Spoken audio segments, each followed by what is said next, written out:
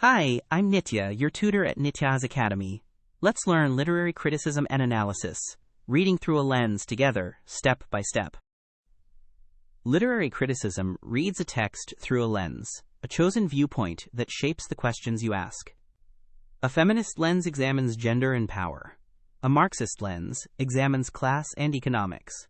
The same novel yields different insights depending on the lens you apply. Choosing a lens isn't bias.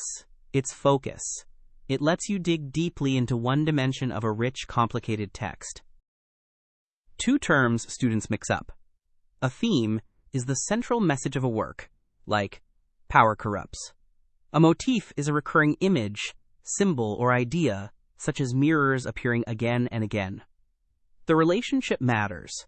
Motifs are the building blocks that develop and reinforce a theme. So if mirrors keep reappearing, track where they lead, because they're pointing you toward the larger theme.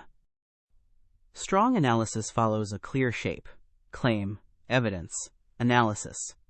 First, make a claim, such as, the garden symbolizes lost innocence. Next, quote specific evidence, like the wilting roses.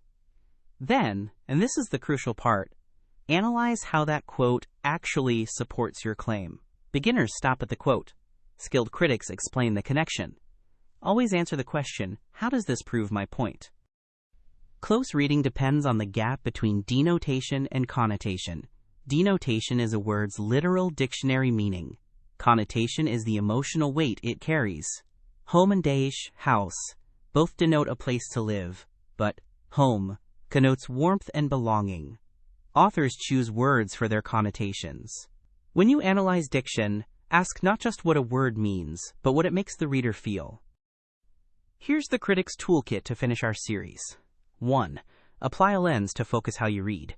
2. Remember motifs repeat and build toward the bigger theme. 3.